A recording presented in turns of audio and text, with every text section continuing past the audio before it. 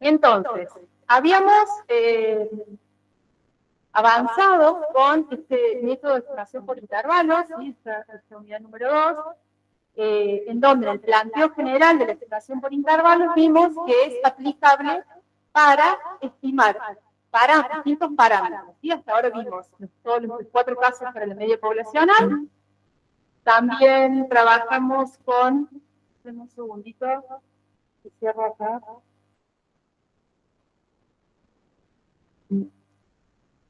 Bueno, ahí aparece un recorte que molesta un poco. Ahí va. Bien, entonces, lo que vamos a hacer hoy es aplicar este método, pero para el caso de la varianza poblacional. ¿Bien? Entonces,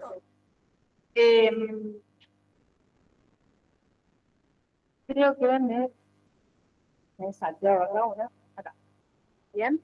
Entonces, tal como venimos diciendo, esto es receta de cocina. Si seguimos los pasos uno a uno, la parte más difícil el paso más difícil es el de elegir correctamente el estadístico, ¿no? Pero el resto es siempre igual. Ahí, como vemos, el primer paso, elegimos el parámetro. Voy escribiendo acá un poquito más grande.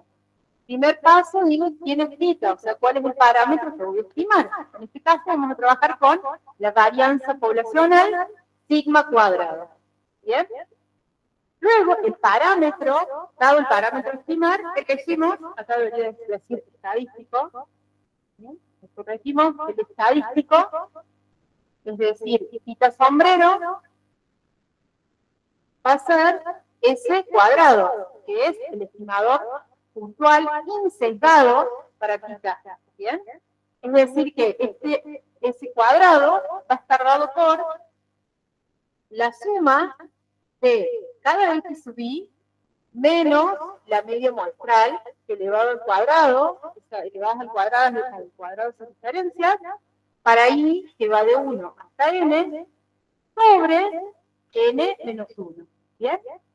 Ahí vemos que se cumple la característica de que el estimador puntual que elijo en el paso 2 es función de las observaciones muestrales X sub I.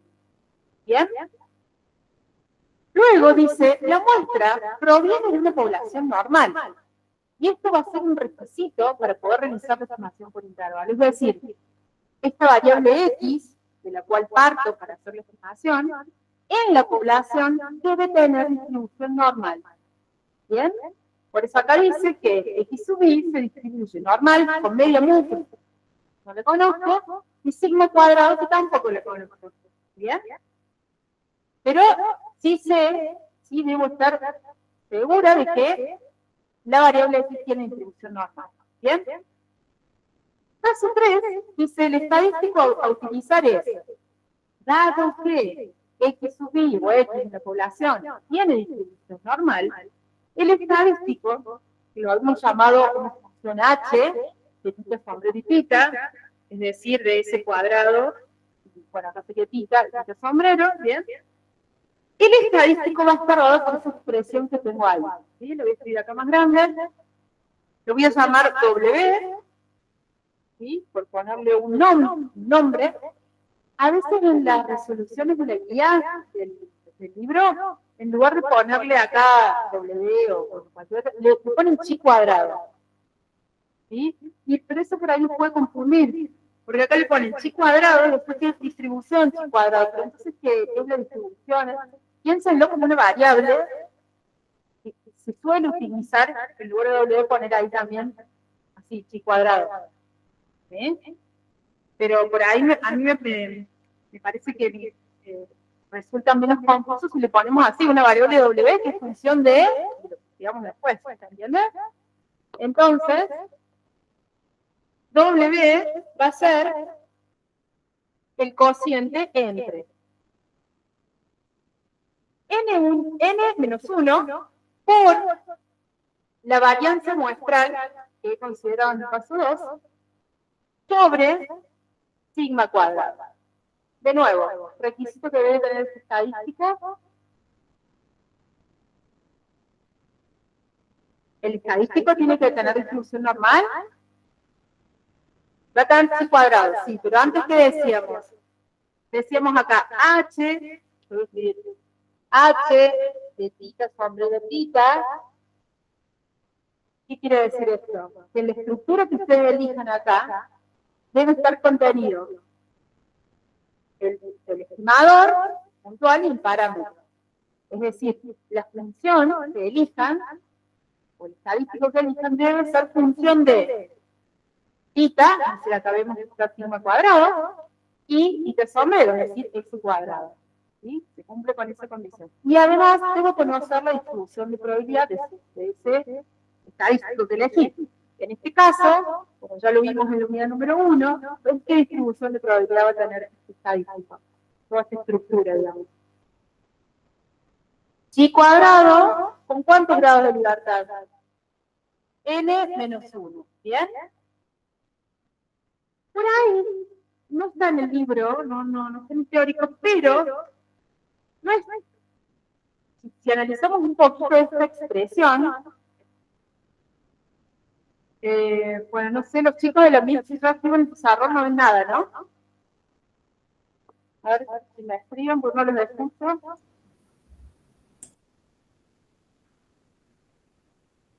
Se ve muy poquito en el pizarrón, ¿verdad?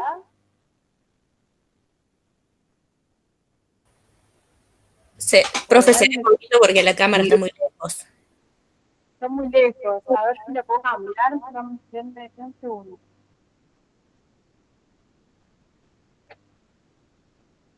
A ver si la puedo. Ah, claro, puedo hacer eso.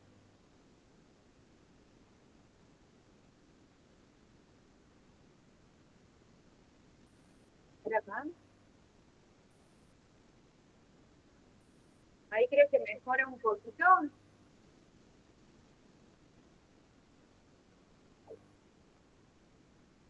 Ah, no, me fui al.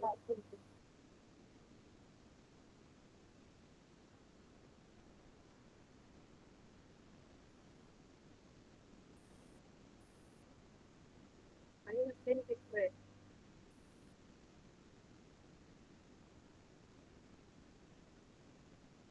Ahí se ve, chicos.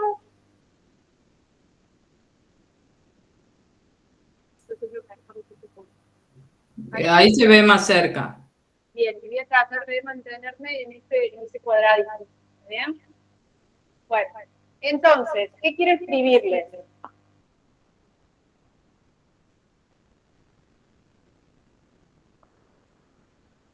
Voy a escribir acá más grande el estadístico este que acabamos de definir, W. Dijimos el cociente entre n menos 1 por s cuadrado sobre sigma cuadrado. Pero miren esto. Este s cuadrado, ¿qué pasaría si escribo así? Voy a desarrollar la fórmula esta del estimador puntual. Es decir, por un lado tengo n menos 1 por suma de x sub i menos x media y sus desvíos cuadrado sobre n menos 1, ¿verdad? Bien. Ustedes se acuerdan sobre sigma cuadrado. ¿Ustedes se acuerdan cómo se definía una variable chi cuadrado? ¿Se acuerdan? Busquen la unidad número 1. ¿Qué era una variable chi cuadrado?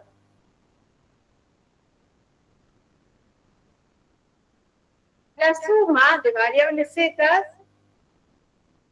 al cuadrado. Bien. ¿Y qué eran las variables z letras al cuadrado? Estandarizadas. ¿Sí? ¿Cómo estandarizábamos?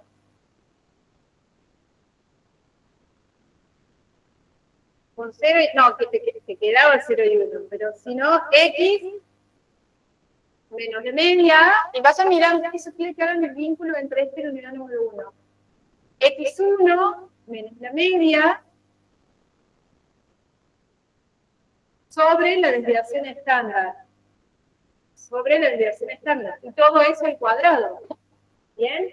¿Qué quiere decir? Que si yo imagino acá, por ejemplo, que simplifico esto con esto, Entonces me va a quedar suma de los x sub i menos x media elevado al cuadrado sobre sigma cuadrado.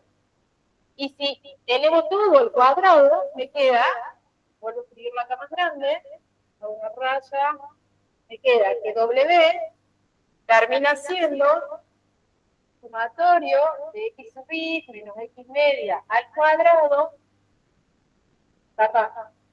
sobre sigma, todo elevado al cuadrado. ¿Ven ahí la z? Bueno, podría sacar sumatorio y me queda la suma de las z estandarizadas. Voy a sacar afuera el sumatorio, pero que mejor aún todavía. ¿Sí? Sumatorio y todo esto. Y entonces acá tengo el z al cuadrado. ¿Y cuántos grados de libertad va a tener esta expresión? Y cuadrado con n menos 1, ¿por qué? Porque acá estimé la media, perdí un grado de libertad. ¿Bien? Entonces, en realidad, esta expresión, que es la que vamos a terminar usando para estimar la varianza poblacional, viene de ahí. Y esto justifica por qué también tiene distribución y cuadrado con n menos un grado de libertad. ¿Por qué? Porque si me vuelvo para atrás, entonces sé que esto se termina. ¿Por qué aparece ese n menos 1 ahí? Por este desarrollo que acabo de hacer recién. ¿Bien? ¿Se entendió más o menos? Esto es para que ustedes se den cuenta por qué tiene definición c cuadrado con n menos un grado de libertad. Bien. Siguiendo entonces, ¿se entendió? Siguiendo entonces,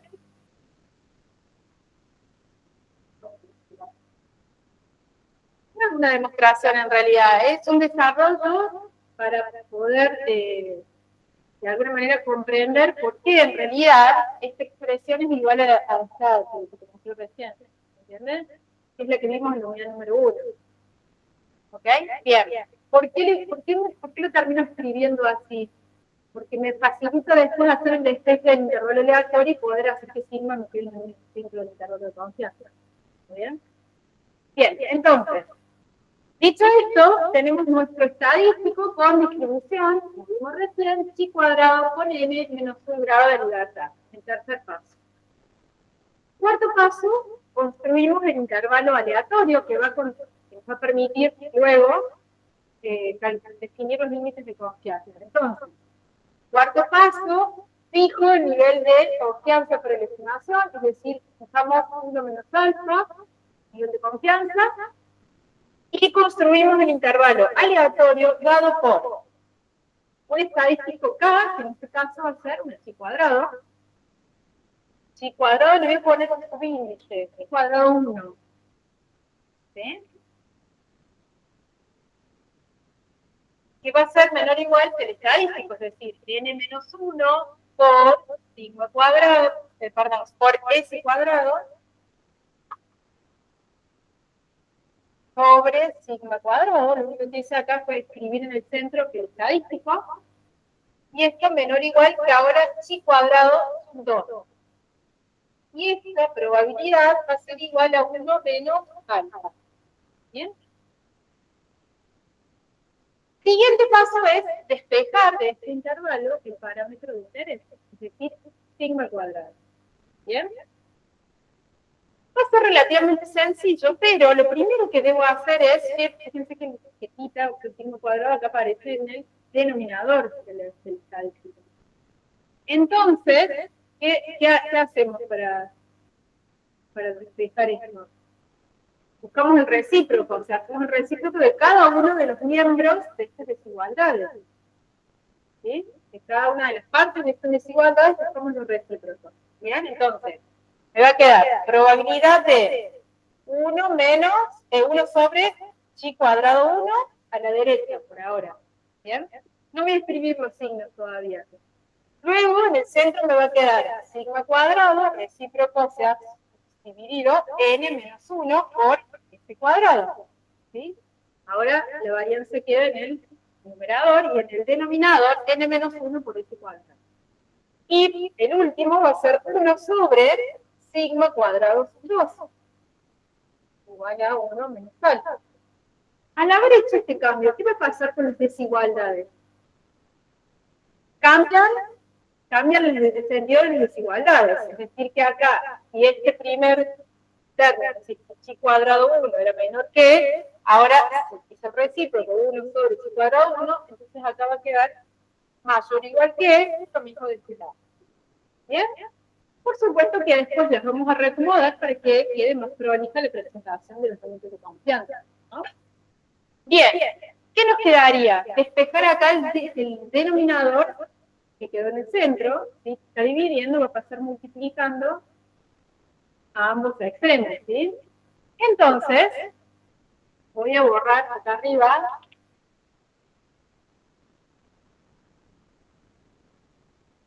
y voy a ir acá. Voy a entonces despejar, llevar hacia ambos extremos del denominador y después voy a reordenar la manera en que he presentado estas desigualdades. De manera que la probabilidad de que n menos 1 por s cuadrado sobre chi cuadrado 2, ¿por qué me lo traigo para acá? Porque este es menor que, ¿sí? Pero que tiene una lectura más habitual para nosotros. ¿Sí? Es decir, este que tenía acá a la derecha ahora pasa a la izquierda, entonces quedará así, en el centro nos queda la varianza poblacional, y este que teníamos acá a la derecha, lo reordeno y lo paso acá a la izquierda, perdón, tenemos a la izquierda, le paso a la derecha. Entonces, n menos 1 por s cuadrado sobre chi cuadrado 1. Y esto tendrá 1 menos alfa de probabilidad. ¿Bien? De manera que,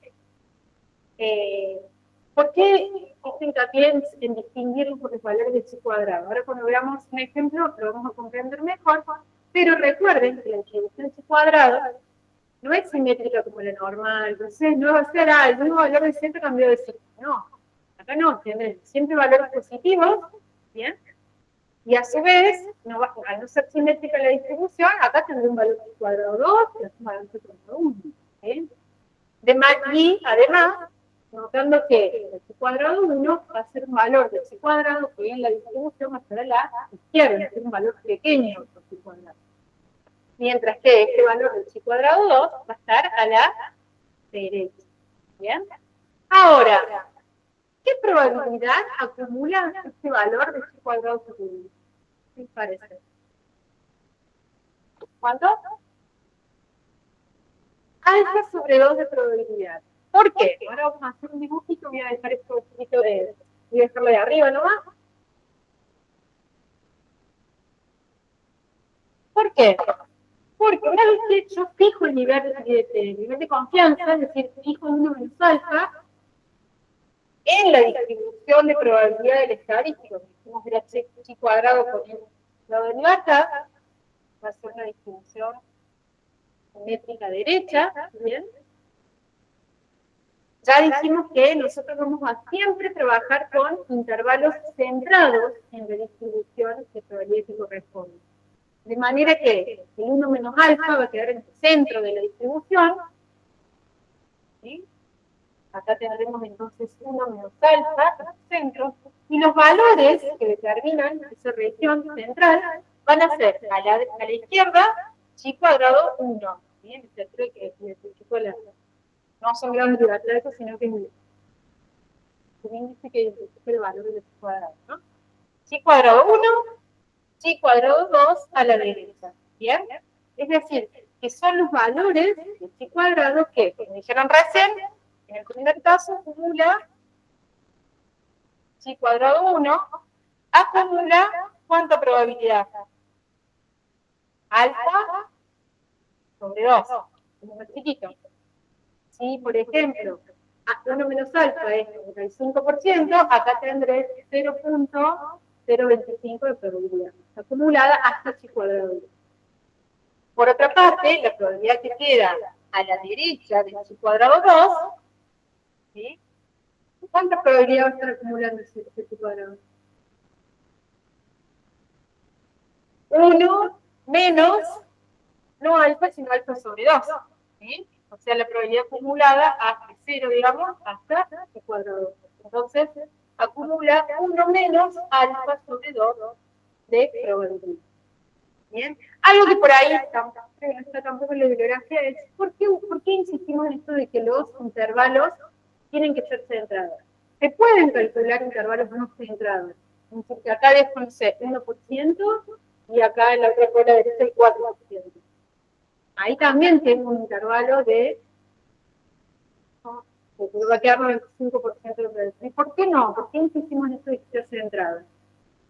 Porque los intervalos centrados en la distribución de probabilidad del estadístico son más precisos. Entonces se obtienen intervalos menos amplios.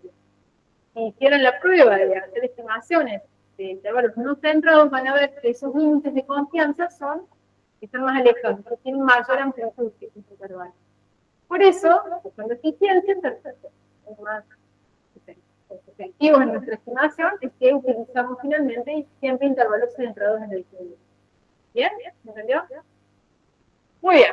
Entonces, dicho esto, bueno, todo lo que les expliqué recién estaba en la diapositiva siguiente, insistiendo en esto, de que cuando miren, cuando construyan los límites de confianza, ¿sí? Acá entonces a la izquierda me queda el límite superior de confianza, que para sigma cuadrado, y acá el límite superior de confianza, que es el cuadrado.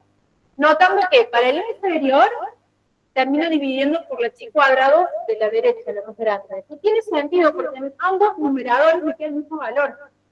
Entonces, al dividir por algo más grande, este límite va a ser más pequeño. ¿Bien? Y acá, al dividirlo por un valor más pequeño, con este cuadrado más chiquita, la de la derecha, termino teniendo un límite que su cociente va a ser más grande. ¿Se entienden? Se presten atención y no se confundan a la hora de calcular esos límites de confianza. ¿Está bien? Entonces, una vez que obtenemos estos límites de confianza, diremos que con una probabilidad de 1 menos alfa por ciento, el verdadero valor de la varianza poblacional va a estar contenida entre el límite inferior de confianza y el límite superior de confianza que hemos calculado. ¿Bien? No se olviden siempre de este último paso, que es la interpretación de los valores que obtenemos. Muy bien, vamos a un ejemplo. Dice, considere el ejemplo anterior, es decir, el de la resistencia, que usamos los valores que usamos para la media, que sería, ¿bien? Un intervalo de confianza del 95% para la varianza poblacional. Dice, vamos a ver cómo trabajamos con eso. Vamos a hacer un práctico, ¿no? Porque ayer me hice un comentario que me dejó pensando. Que es si íbamos a calcular o no, hacer cálculos. Sí, obvio que sí. Es por ahí que nosotros en las clases hacemos así como medio rápido todo, les mostramos la salida, no significa que se tengan que hacer cálculos. ¿Ok? Entonces lo vamos a hacer ahora por este ejemplo. Voy a borrar esto y voy a trabajar con los datos del ejemplo que estamos presentando. Dice, a ver, vamos a ver los datos de este enunciado. En un segundito le buscamos los datos del problema. Sería este, ¿se acuerdan? Dice, ¿pasó algo? Que empezamos a hablar. ¿Hay alguna duda? ¿No? Pregunten, ahorita no van.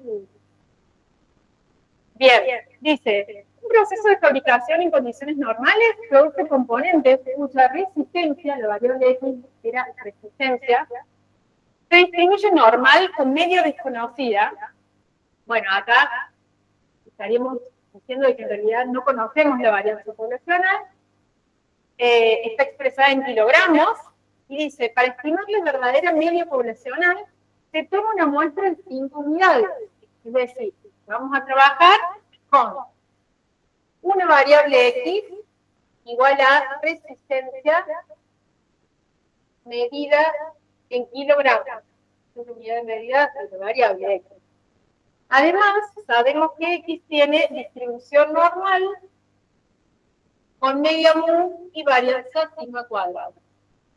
Que ahora en este otro problema nuevo, son los datos viejos, ¿no? En este problema nuevo no conocemos esta varianza y la queremos estimar.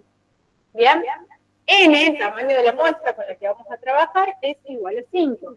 5 datos. y son los que están ahí, 16.65, etc. Entonces, lo que debemos hacer es construir un intervalo de confianza para sigma del 95%, con un 95% de nivel de confianza. ¿Bien? Entonces ya nos están dando inclusive ese dato, 1 menos alfa será igual a 0.95. ¿Bien? ¿Cómo lee esta información? Hacemos estimación por intervalo. Muy bien. Primer paso, 1. Theta es igual a, ¿qué vamos a estimar? Sigma cuadrado. 2, theta sombrero. ¿Qué es este sombrero? S cuadrado, donde S cuadrado es sigma, el ejercicio y lo que tuvimos recién. Bien. Tercer paso. ¿Cuál es el estadístico a utilizar para esta estimación por intervalo? Estadístico. ¿Cuál es el estadístico, chicos? El W que escribimos recién. El estadístico será W igual a, dijimos, N menos 1, paréntesis, por S cuadrado sobre sigma cuadrado, distribución chi cuadrado con N menos 1 grados de diámetro. Bien, tercer paso entonces, completamente definido, ¿está? ¿Falta algo más? ¿Qué tendríamos que hacer?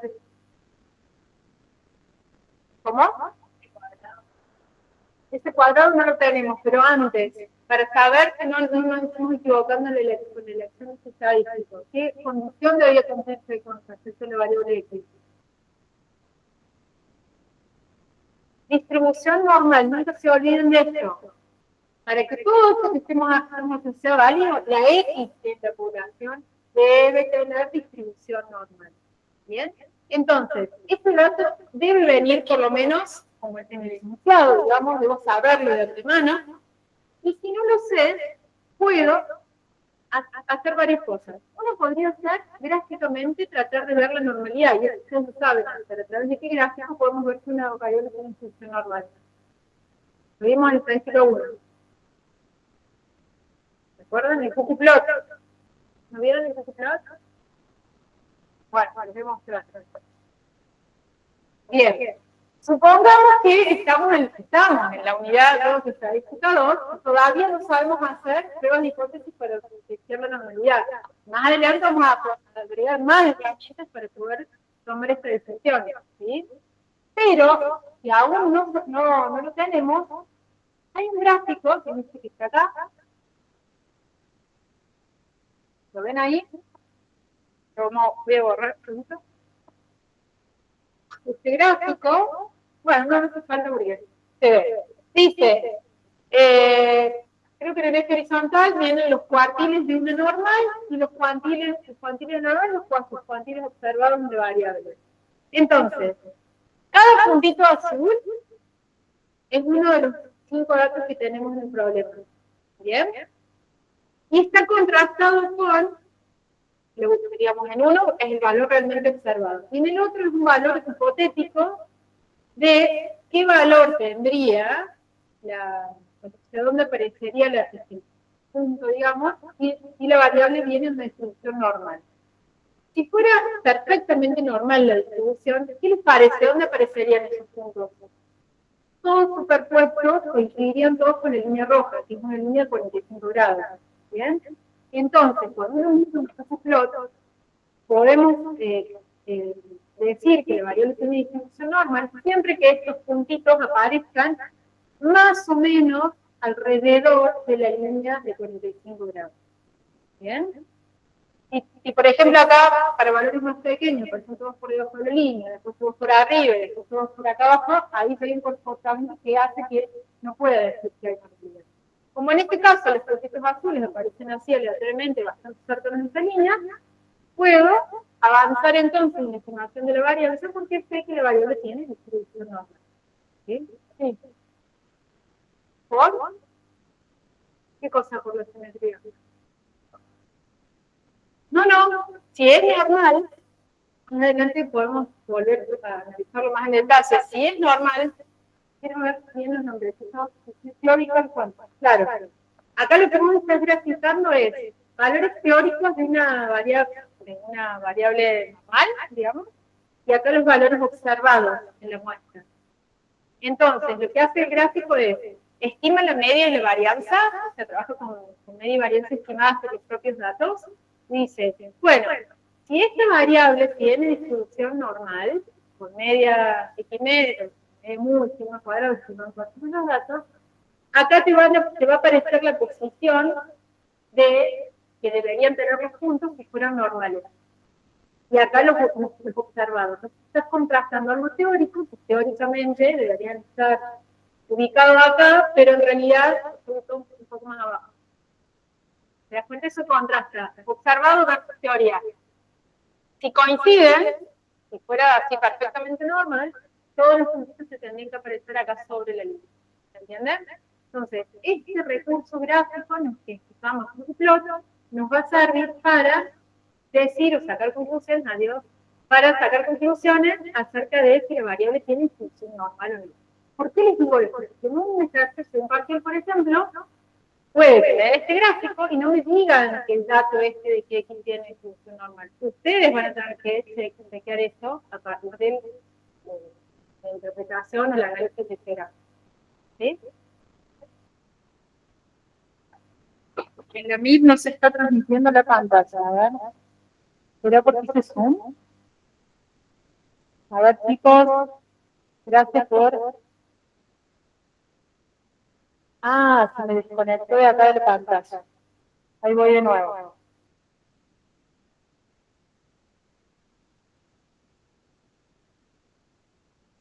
Gracias por avisar.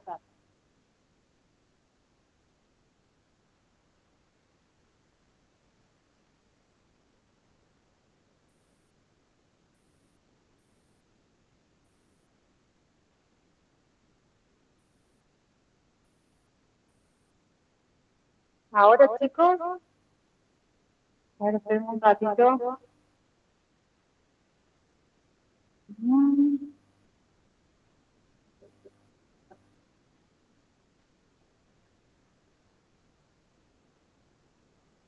Ahí Fabricio se está sumando, Fabri Bustos.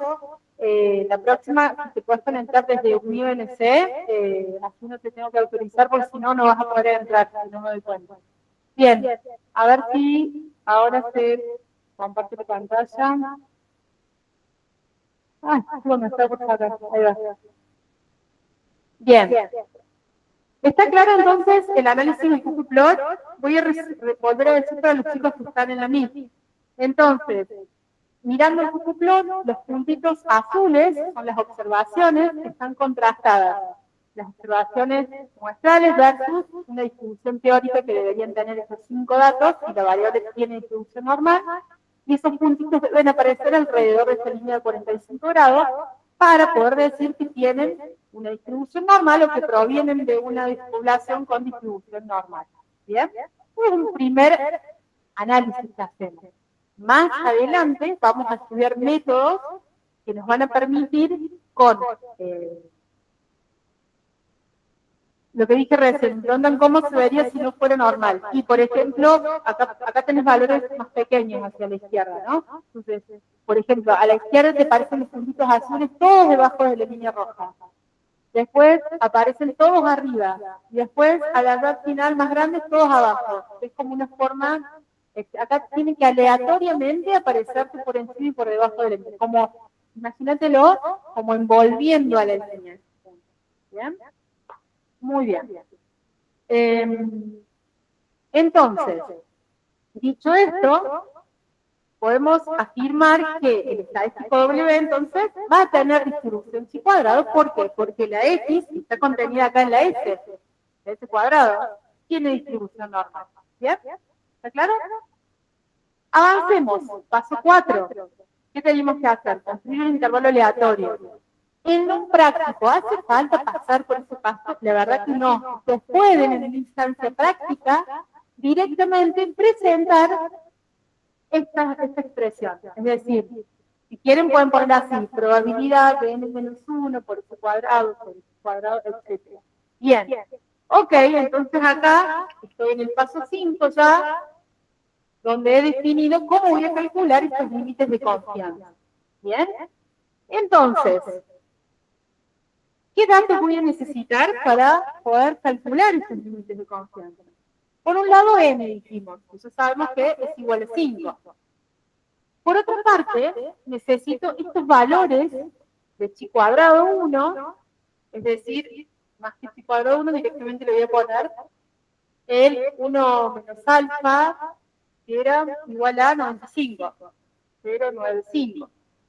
Si el 1 menos alfa, si el nivel de confianza que me piden para la estimación es 0,95, ¿qué probabilidad va a acumular la chi cuadrado más chiquita, la de la izquierda? ¿Cuánta probabilidad? Alfa sobre 2. Muy bien. O sea, una chi cuadrado que acumula alfa sobre 2. Ahí ya no hace falta que le ponga sub 1 porque ya sé que es la más chiquita. ¿Bien? Con esa en mi casa. ¿Y cuánto es alfa sobre 2?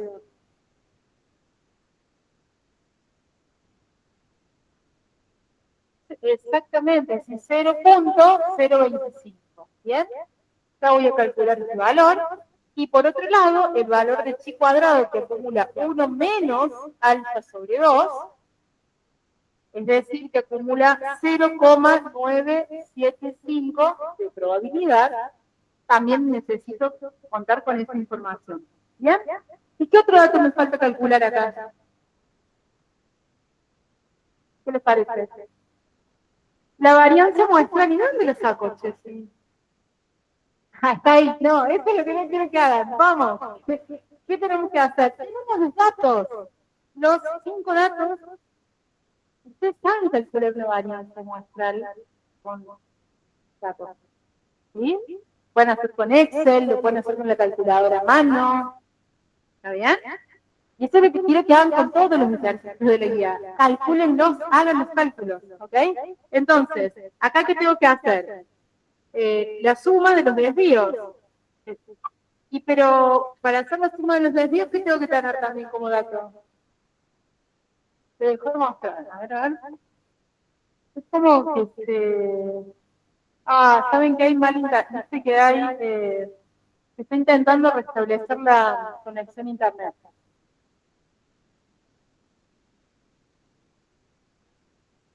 Yo estoy conectada a ver con qué red. Bueno, voy a poner los datos en mi celu, si no. Un segundito, chicos de la MIT. Ahí activo los datos de seguro. Claro, a veces quedó sin internet libre.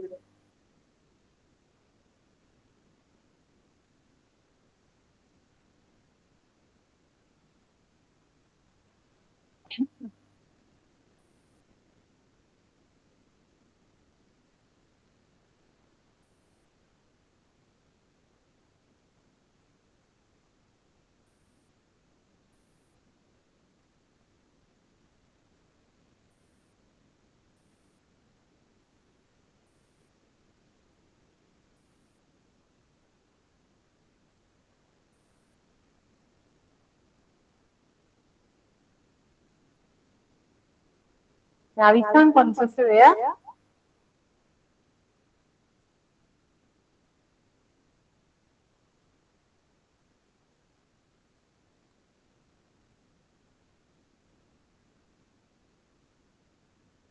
Ahí va. Bueno, ojalá que ahora no se corte. Entonces, de nuevo, cuando quiera calcular la media, la varianza muestral, ¿qué voy a necesitar previamente calcular a mano? La media muestral, la x barra, ¿por qué? Porque para calcular ese cuadrado necesito hacer cada x menos x media elevado al cuadrado más, ¿sí? Entonces, otro dato que yo tengo que calcular es la media muestral. Entonces, la media muestral suma de la x sub i sobre n, es decir, 16,75 más 15,75 más, dividido 5. Ya tengo la media muestral. Cuando calculo la media muestral hago suma de cada x sub i menos esa x media que obtengo, elevado al cuadrado, sobre n menos 1. Y ahí ya obtengo los valores de la media muestral, que da 15,6, ¿sí? Por favor, calculen la mano, 15,6 kilogramos, porque la unidad medida es kilo, ¿verdad? Kilogramos. Es la resistencia medida en kilos. Luego, el desvío estándar muestral. Esperen que esto es, recuerden que esto que estamos viendo en pantalla, solo volví para ver los datos. Es cuando calculamos la media, vamos a la varianza ahora. Acá está. Media muestral, 15,6. Ajá, y no calculé la estimación puntual.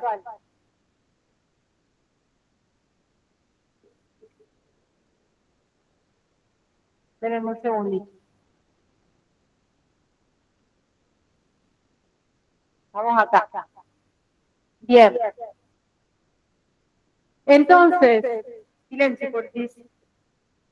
Tenemos la media muestral 15,6. Desvío estándar muestral, lo calculan y cuánto nos tiene que dar. 0.961. 0,961 kilogramos al cuadrado. ¿Bien? Ya tengo todo esto porque quiero armar mis límites de confianza acá arriba, ¿no? Tengo la varianza muestral calculada a partir de los 5 datos.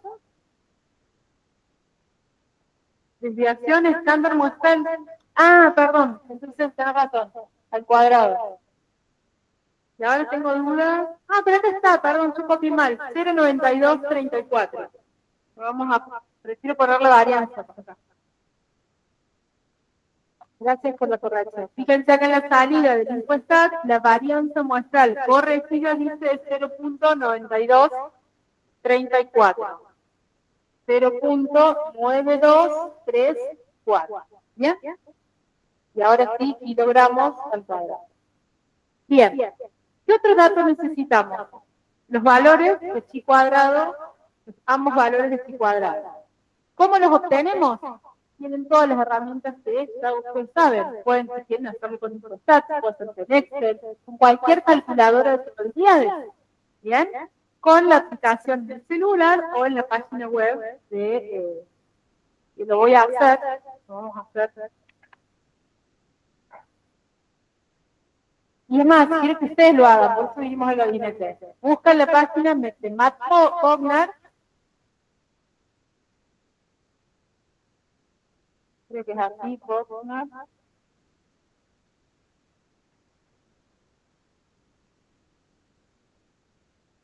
Elegimos la chi cuadrado. ¿Sí? ¿Cuántos grados de libertad vamos a indicar ahí? 4, háganlo ustedes. Y ustedes me van a decir los valores de chi cuadrado 1 y 2. Ahí ponemos 4. ¿Qué voy a colocar acá? Probabilidad, valor de X. ¿Qué estoy buscando? ¿Cuál es mi incógnita? No, X. ¿No? Por eso sabés la probabilidad que acumulan estos chi cuadrados. Alfa sobre 2 y 1 menos alfa sobre 2. El dato este rojito ya lo tenés. Falta, sí, valor crítico, cuidado con este concepto que lo he visto ahí por ahí dando vueltas. Todavía no hablamos de valor crítico, esto es para las pruebas de hipótesis. Es el valor de la chi cuadrado en este caso que acumula esa probabilidad. ¿Bien? Entonces, ¿cuánto les da? Este es el Probability Distribution, el mismo que usaban en el celular, es exactamente el mismo. Matt Bognar, B-O-G-N-A-R, es el profe de un profesor que lo desarrolló, digamos. Pero es exactamente el mismo del celu, ¿eh? Solo que como están en compu, les digo, usen el del celu si quieren. ¿Cuánto les da la primera chi cuadrado a la de la izquierda? ¿Alguien la calculó? 0,4844. ¿Alguien más le dio eso? ¿Los chicos acá de la MIR? Sí, profe. Bien. ¿Y la otra? 11,14. ¿De acuerdo acá, los que están en su casa? Acá me dicen que no. 11.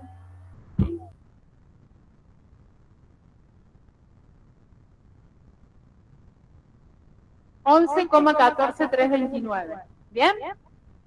Entonces, fíjense que ya tenemos todos los elementos para calcular nuestros límites de confianza.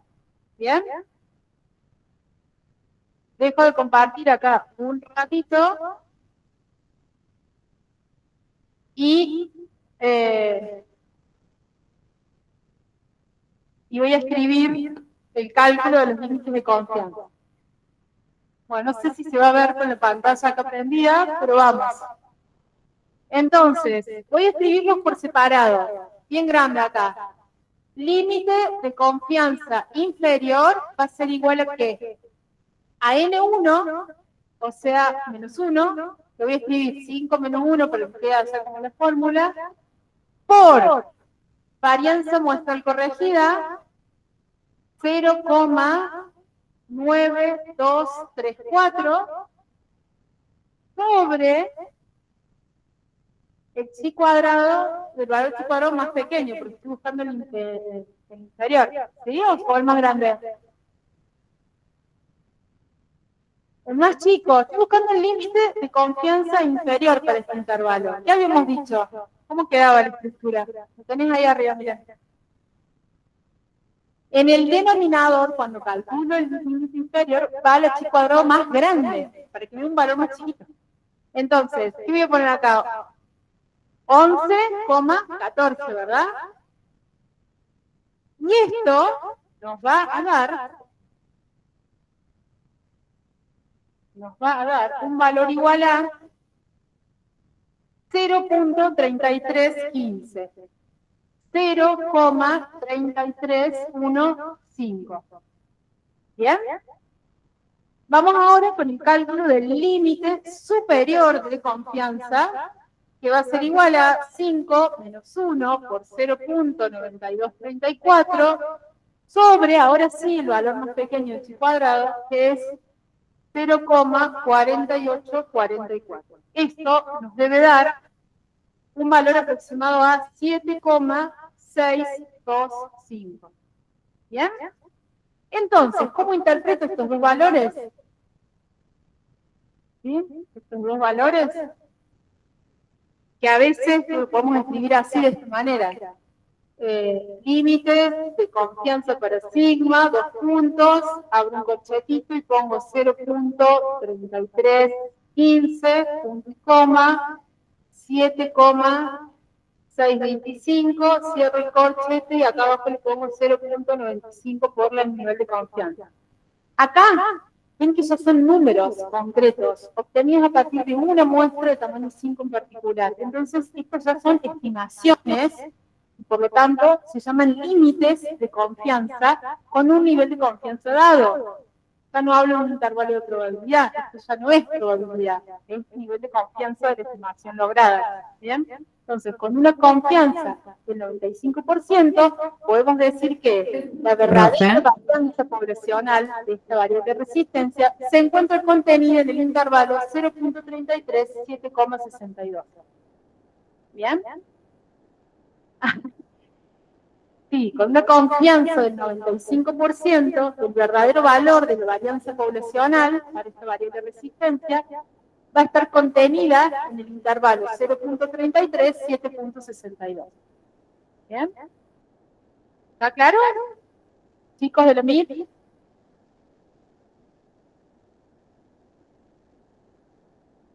¿Cómo venimos? Profe, no se ve la diapo. Estoy en la diapo esta que siempre igual, no le he cambiado. A ver qué pasa. Sí, es raro. Bien, avancemos entonces ahora con la presentación. Creo que ahora se volvió a ver. Simplemente les estoy dejando en todo el material teórico la salida de, ahí borramos un poquito el pizarrón, la salida esta que yo escribo en Python y las salidas de InfoStat, porque en todo el material está InfoStat. Ven cómo son los mismos valores, ¿no? O sea, 033148 viene a ser este 033 que aparece en la salida de InfoStat, 763, 762. ¿Sí? ¿Se entiende? Están como repetida la información porque tienen arriba lo de Python, abajo la salida de InfoStat. Y el gráfico que queda ahí a la derecha no es otra cosa que lo que veíamos recién en la probability distribution, la distribución chi cuadrado y los dos valores de chi que hemos utilizado para construir estos intervalos de confort. Esta es una salida de Python y lo tienen ustedes en la nota. ¿Bien? Avancemos un poquito más. El último tema que corresponde a este día 2 es determinar el tamaño de la muestra necesario para hacer estas estimaciones. En el curso vamos a realizar únicamente cálculos de tamaños muestrales para cuando necesitemos estimar mu o la proporción poblacional P. Y van a ser los únicos parámetros en los cuales vamos a decir, bueno, ¿cuánto tendría que ser el tamaño de la muestra para? ¿Sí? Es solo para cuando tengamos que estimar mu o para cuando tengamos que estimar P. ¿Bien? Vamos a hacer esos dos casos. Entonces, por ejemplo, partiendo de la necesidad de determinar el tamaño de muestra necesario para hacer una estimación para mu, y suponiendo que conocemos la varianza poblacional, ¿sí? Además, voy a trabajar en distintas situaciones, considero también el tipo de muestreo, es decir, si lo hago con o sin reemplazo. Entonces, partamos siempre del caso más simple, que es muestreo con reposición o con reemplazo. O va a ser lo mismo cuando la población sea infinitamente grande, o sea, infinita o muy, muy, muy grande. ¿Bien? Entonces, ahí ya no va a importar si lo hacemos con o sin reemplazo del muestreo. ¿Bien? Entonces, en este contexto, vamos a mirar algo que ya conocemos, que es, acá, cómo obteníamos, ¿se acuerdan el punto 4 del procedimiento del método del pivot para obtener los intervalos de confianza? ¿Sí? Que decíamos, bueno, dejemos el estadístico acá en el medio y tengo dos valores de K. ¿Alguien dijo algo del mismo? Sí, eso es cierto. Entonces, ¿qué tenemos ahí? El intervalo aleatorio que hemos utilizado para hacer la estimación para mu en esta situación, es decir, que conozco la varianza poblacional, por eso aparece sigma, acá en el error estándar del destinador, ¿sí? Y además, parto de la idea de que la variable tiene distribución normal también, ¿no? O sea, el primer caso que vimos para estimar mu. Bien, si ustedes observan estos valores de Z, son los valores de K con los que habíamos trabajado, ¿no? De K, K1, K2 son valores del estadístico correspondiente a la distribución son los valores de Z correspondientes a la distribución de probabilidad del estadístico con el que trabajamos. ¿Sí? Bien, entonces, fíjense acá lo marco, es esa diferencia que tenemos en el numerador, la podemos pensar como qué concepto que también ya vimos. El desvío entre tita sombrero y tita, ¿qué era? El sesgo o error. Bien, entonces, ustedes pueden observar que en el numerador de esta expresión tenemos el error. Bien. Por otra parte, ¿dónde aparece el n, que es ahora nuestra incógnita, es decir, aquello que yo quiero determinar o averiguar? Está acá en el denominador de esta expresión del estadístico, ¿verdad? Bien. Entonces, fíjense que yo podría acá reemplazar en el numerador a este desvío por la letra E, ¿bien? Reemplazar ahí por E, y luego despejar, o sea, desplazar, digamos, nuestros elementos, y me llevo esta expresión que tengo en el numerador hacia ambos extremos de las desigualdades, y los valores de Z, es decir, el estadístico, fíjense que pasan a estar en el centro ahora. ¿Se entienden? Me llevo esta expresión, este x menos mu igual a e, hacia ambos extremos, y ahora, ¿qué significa eso que está ahí abajo? Fíjense, la probabilidad de que este error, tomado en valor absoluto, sea menor que z, el estadístico, por sigma sobre raíz de L. ¿Sí? Estoy diciendo, esa probabilidad igual a 1 menos alfa. La probabilidad de que ese error sea igual a E, igual al sesgo, o al error que tenemos acá a esta distancia, o menor, esa probabilidad, ¿sí? que sea menor a esta expresión que tenemos acá, eso va a ser igual a 1 menos alfa, el nivel de significación que queremos para nuestra estimación. ¿Estamos hasta ahí más o menos?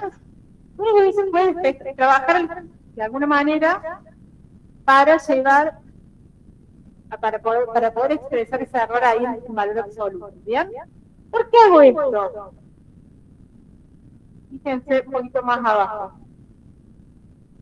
Si yo planteo entonces que en valor absoluto, ese error en valor absoluto es igual a zeta por sigma sobre la raíz de n, me va a permitir despejar de esa expresión que hasta ahora es el estadístico con los valores de K que habíamos planteado, ¿no? Sigue siendo parte de ahí, ¿no? No hemos cambiado nada. Entonces, podría yo trabajar y despejar estratégicamente, despejar qué cosa, n. ¿Bien? Fíjense, esto lo hacen, así repito, un segundito. Si yo digo que lo puedo llamar como de asterisco porque es como el máximo error que yo estoy dispuesta a aceptar para esta estimación, lo máximo que me quiero equivocar en la estimación, en cuanto me voy a alejar del verdadero valor de θ, ¿sí? Va a ser igual a, dice, z por sigma sobre la raíz de n. ¿Bien? Entonces, me puedo llevar este raíz de n para acá, me queda raíz de n igual a z por sigma sobre e, y pongo de y saco la raíz cuadrada y me queda que n es igual a z al cuadrado por sigma cuadrado sobre el error al cuadrado. Ahí saco el expreso para no confundir, pero es lo mismo. ¿Se entiende? Entonces es simple, es decir, como que a partir de la estructura del estadístico y de los valores de K dados por el nivel de confianza que elijo, reemplazo el desvío entre θ sombrero y θ, entre pi medio y mu, por este error, que conceptualmente va a ser el máximo error que estoy dispuesto a tolerar, digamos, en la estimación que quiero hacer, despejo de allí el valor de n, es decir, el tamaño de muestra requerido. Y entonces, fíjense que queda acá. N va a depender de qué cosa. ¿Qué información está contenida en z cuadrado acá? En realidad es z. ¿Cómo? El 1 menos alfa, porque el valor de z lo voy a encontrar, lo voy a buscar una vez que fijo el nivel de confianza. Entonces, si fijo un nivel de confianza más alto, z va a ser más grande, y por lo tanto voy a necesitar un tamaño de muestra más grande. ¿Bien? Por otra parte, la varianza es un valor que yo puedo manejar o determinar, es un parámetro, o sea que no lo puedo calcular, o sea, no puedo definirlo, viene dado por las características de la variable que estoy analizando. ¿Bien? Por otra parte, el error sí es lo que yo decido determinar, ¿sí? Y entonces, de esa manera, si yo fijo un nivel de confianza, fijo un nivel máximo de estimación, un error máximo de estimación, y tengo la varianza poblacional, entonces todo esto me va a decir qué tamaño de muestra voy a necesitar para que todo esto se cumpla. ¿Se entiende más o menos? Entonces, una cuestión a tener en cuenta con respecto a esta expresión es que el error en el cálculo de mu, ¿sí? El error para determinar el tamaño de muestra para estimar mu, está medido en las mismas unidades de la variable. Es decir, si era resistencia a la variable, son kilogramos. Entonces, este error tiene que estar medido también en kilogramos.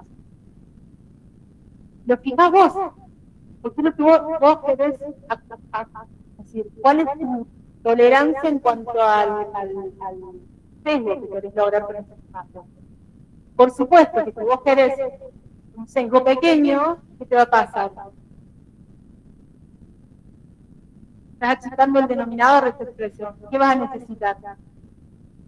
Más muestras, más evidencia para poder cumplir con ese requisito que estás pidiendo de equivocarte menos, de que ese desvío sea más pequeño. ¿Te das cuenta? ¿Se entiende?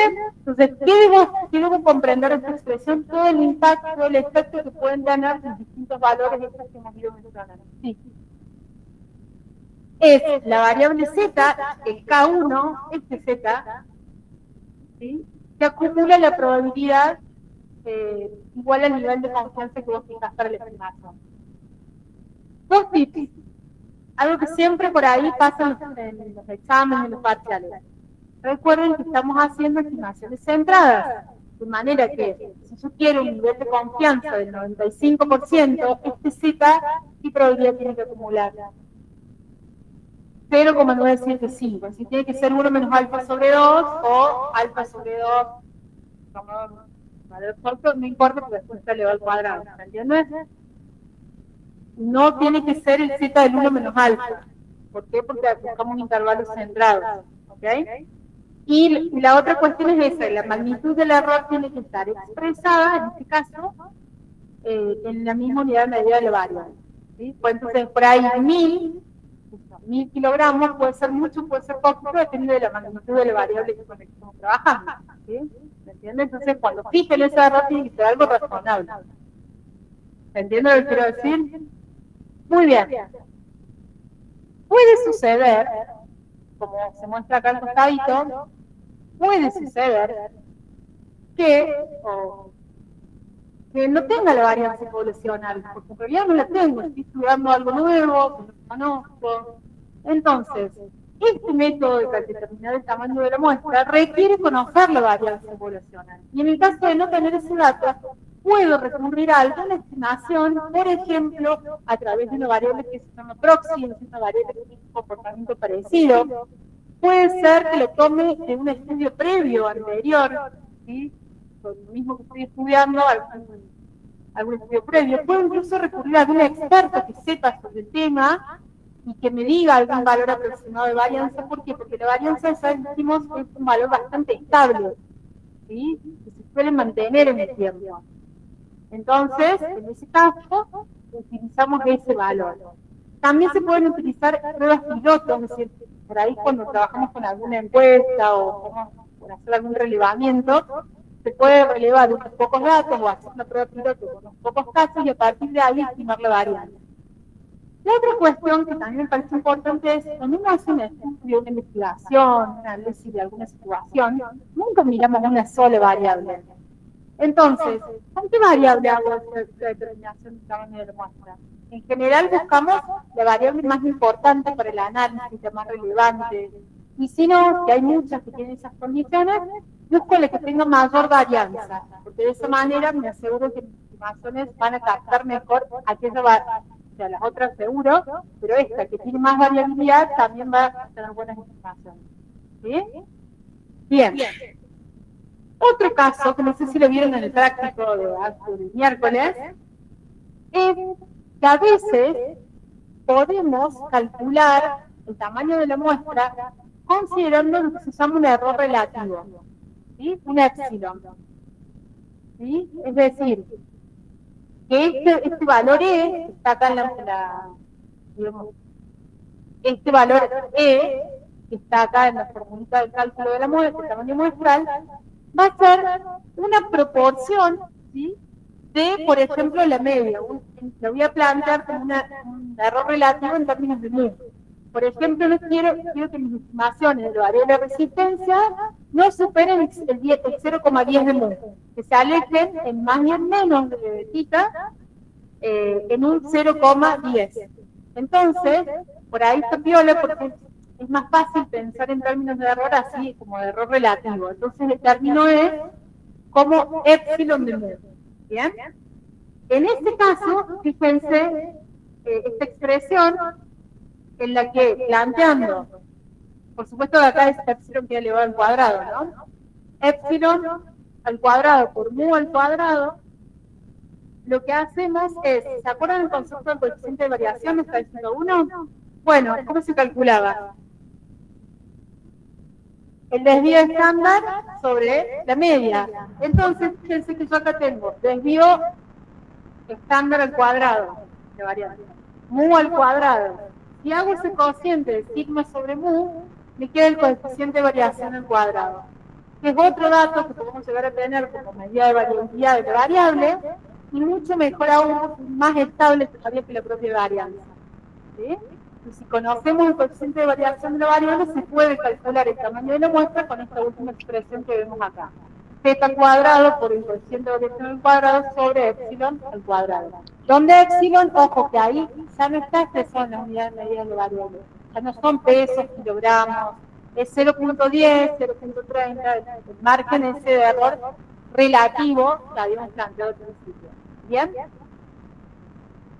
Bueno, esto de la existencia de varias variables es lo que les comenté recién. Bien, ¿alguna duda hasta acá?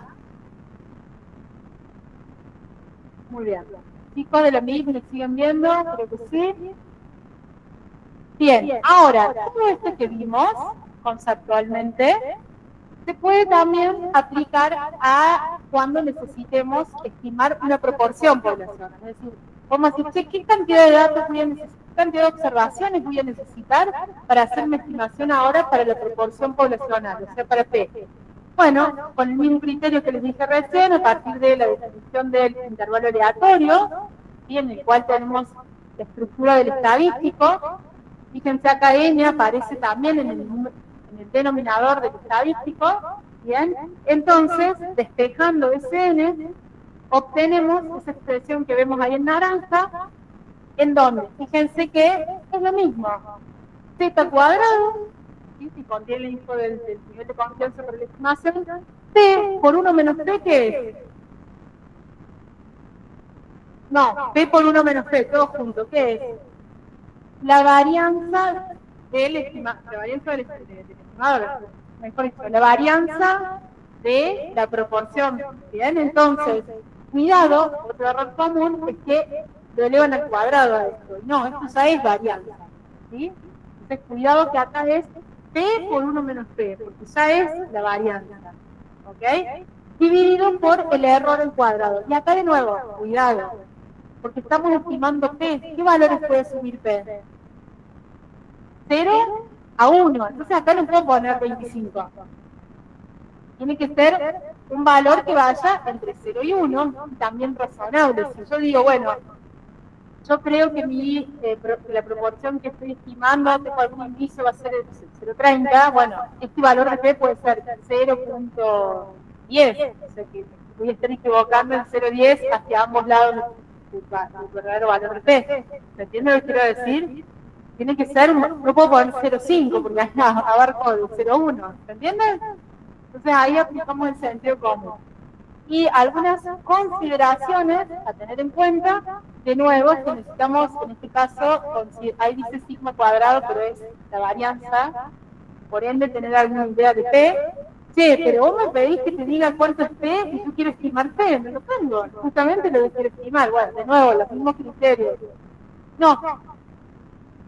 Podés hacer una prueba piloto, tenés que tener algún indicio. Y en el caso de que no sepas nada de cómo es tu variable, en este caso una variable binomial, ¿no? O sea, dicotómica. Pero vamos a estimar proporciones después. Ahora, si no sabes nada, lo que hacemos es poner P igual a 0.5, que me dé el máximo tamaño de muestra necesario para abarcar todos los otros posibles valores de P. ¿Bien? ¿Qué va a pasar? Que va a ser más caro el muestreo porque voy a necesitar mayor cantidad de muestras para estimar lo mismo. Entonces, si tengo alguna idea de cuánto esté, prefiero usar eso porque me da un tamaño más pequeño de muestra requerido. ¿Bien? 0.5, como que P, 0, acá te va a quedar 0.5 por 0.5. Vos podés probar para un mismo valor de Z, para un mismo error, fíjate el cálculo y si pones 0.30, 0.70, 0.20, 0.80, 0.5, 0.5 te da el máximo tamaño de N. ¿Sí? Bien. Bueno, en esta diapositiva resume un poco todas las preguntas que nos hemos ido haciendo hasta ahora. Bueno, tiene todo, en realidad es una síntesis de todo lo que les he comentado recién. Y quisiera terminar esto agregando qué pasa cuando el muestreo es, o sea, cuando estamos frente a una población finita y hacemos un muestreo sin reemplazo. Aplicamos el factor de corrección para poblaciones finitas, ¿bien? Que, cuidado, que acá yo estoy colocando el dato de la varianza, por lo tanto acá no va a raíz cuadrada. ¿sí? Porque es la varianza, no el error estándar con el que trabajamos. Entonces, n menos n sobre n menos 1 es un factor de corrección que lo aplicamos tanto para cuando necesitemos determinar n para estimar mu, como cuando, fíjense acá, determinamos el tamaño de muestra para estimar P. Por último, y no me quiero olvidar, este valor que obtengamos, ¿sí? Este valor que obtengamos acá, ya sea con este método o con el anterior, si nos da con decimales, siempre redondeamos hacia arriba, siempre redondeamos en más. Entonces, reportamos un tamaño de muestra siempre mayor al que nos dé esta fórmula. ¿Bien? ¿Se entendió? Bien, creo que está todo. Les quiero agregar únicamente, y para que quede ahí en la clase, en las dos notebooks que dejé en el aula, vieron que la clase de ayer decía que se puede hacer más fácil, bueno, se los hice más fácil, de que vean, reemplacen, se eliminen las que vimos antes, utilicen esas últimas que les subí, porque están, creo que bastante más sencillas de comprender. ¿Está bien? Bueno, nos vemos la semana que viene y nos escribimos por el WhatsApp para ver cómo resolvemos el tema de los grupos, ¿sí? Bien. Chicos, acá en la Meet. ¿Cómo venimos? Chao. Chao, nos vemos. ¿Se escucha? No se escucha, chicos. Si quieren escribir por el chat, sí. Nos vemos, profe, muchas gracias. Exacto. Yo se los voy a recordar por WhatsApp. Nos vemos, buen fin de. Chao, profe. Bien, bien. ¿Alguna duda, chicos? Bueno, cerramos entonces y nos comunicamos la semana que viene. Buen fin de.